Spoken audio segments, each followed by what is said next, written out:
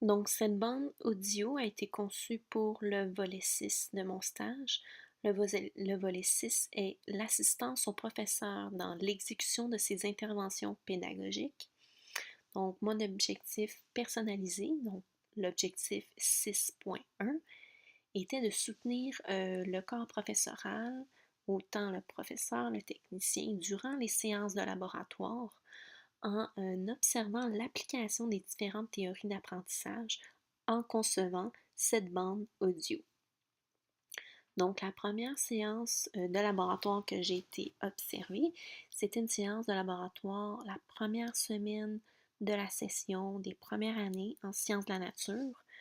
Et le but ici de la séance de laboratoire était de disséquer des boulettes de régurgitation de hibou et de vérifier qu'est-ce qu'ils avaient mangé.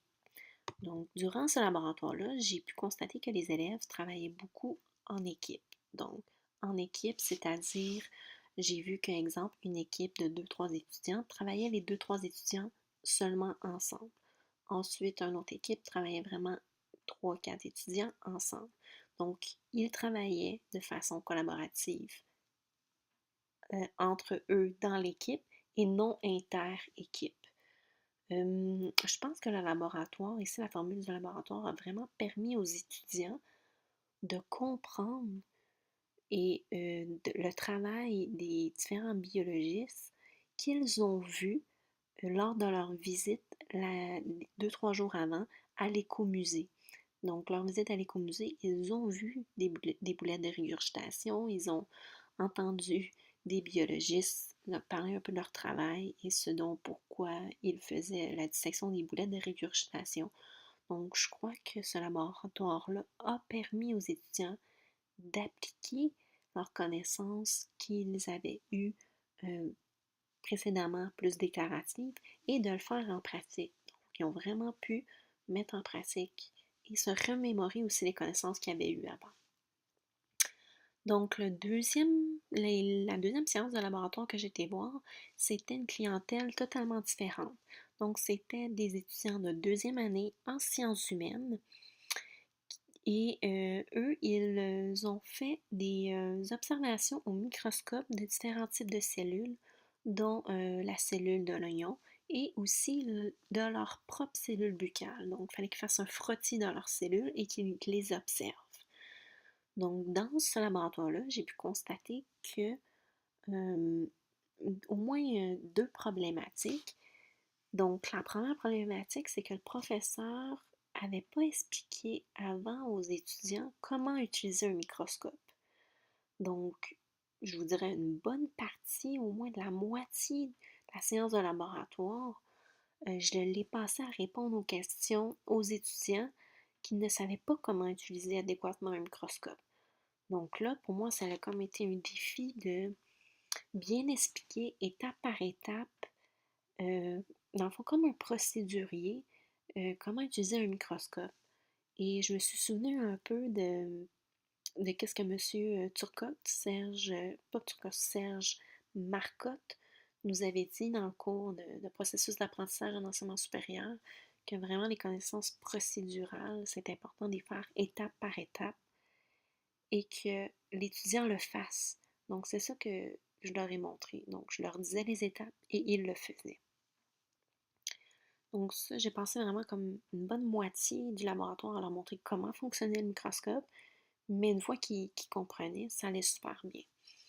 Donc, dans ce laboratoire-là, j'ai vu que les étudiants travaillaient, oui, 3-4 étudiants dans l'équipe, mais aussi, cette fois-ci, j'ai vu qu'ils travaillent inter-équipe.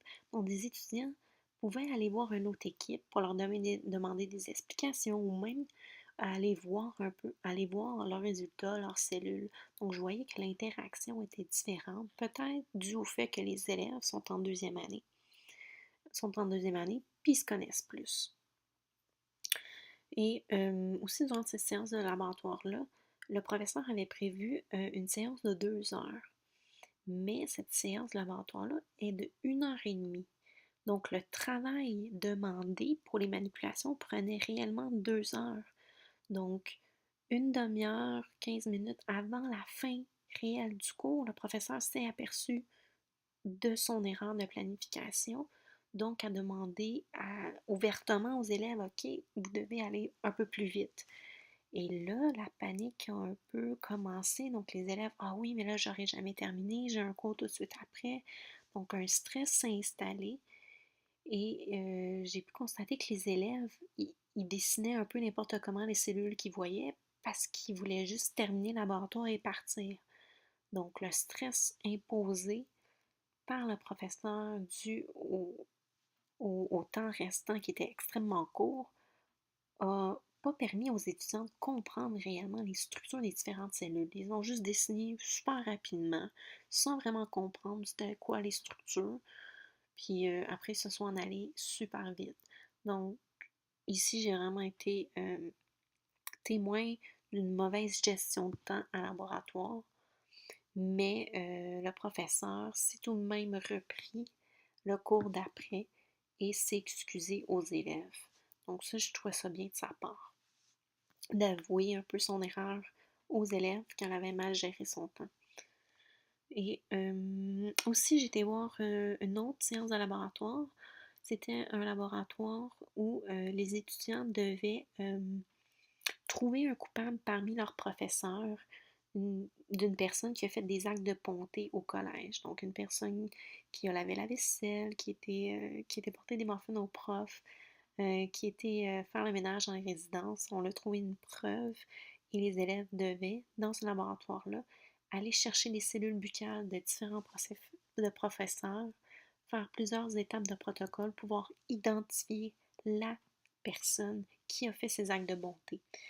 Donc, dans ce laboratoire-là, j'ai pu constater comment les élèves étaient motivés et participaient. Je pense que c'est le fait que ce soit vraiment un concept extrêmement concret, puis super réaliste. Donc, ça ici, ça les a allumés dès le début. Ils étaient motivés, ils posaient plein de questions. Euh, j'ai vu qu'ils travaillaient, oui, en équipe, mais cette fois-ci, inter-équipe. Donc, ils s'aidaient vraiment entre eux et entre équipes. Donc, qu'est-ce que j'avais pas vu de eux à la première séance? Euh, Puis ensuite aussi, j'ai vu que les élèves, la collaboration, ça, c'était quelque chose de vraiment bien parce que dans ce laboratoire-là, une étape difficile était le micro-pipetage. Donc, les élèves devaient micro-pipeter et ils ne savaient pas comment faire parce qu'ils n'en ont jamais fait. Puis le professeur ne leur avait pas montré avant. Donc là aussi, j'ai vraiment pu leur montrer étape par étape, de façon très procédurale, comment utiliser une micro-pipette. Puis j'ai remarqué que lorsque je l'ai montré à un élève, une autre équipe, quelques minutes après, est venue voir cet élève-là pour lui demander explique-moi comment faire pour micro-pipetter. Donc là, j'ai vu qu'il y avait comme vraiment un transfert de connaissances entre eux. Ça, j'ai trouvé ça vraiment génial. Donc, finalement, parmi mes 3 séances de laboratoire que j'ai été observée, j'ai pu constater que les théories d'apprentissage que j'ai remarquées, qui étaient le plus présentes, étaient évidemment la formule pédagogique du laboratoire, la collaboration des étudiants entre eux dans l'équipe, mais aussi inter-équipe, et que même il y avait du constructivisme, donc que les étudiants s'apprenaient entre eux différentes notions pratiques. Ça, j'ai trouvé ça vraiment fantastique. Donc, oui, les séances de laboratoire, je trouve que c'est super essentiel pour pouvoir atteindre la compétence 00 U code de vie ministérielle et de pouvoir bien acquérir aussi une démarche scientifique. Donc, je crois que la conception de ces laboratoires-là a bien été faite et que oui, ils vont vraiment permettre d'atteindre la compétence principale en sciences de la nature, première session pour ce cours-là, qui est de bien acquérir et aussi appliquer la démarche scientifique. Donc, voilà.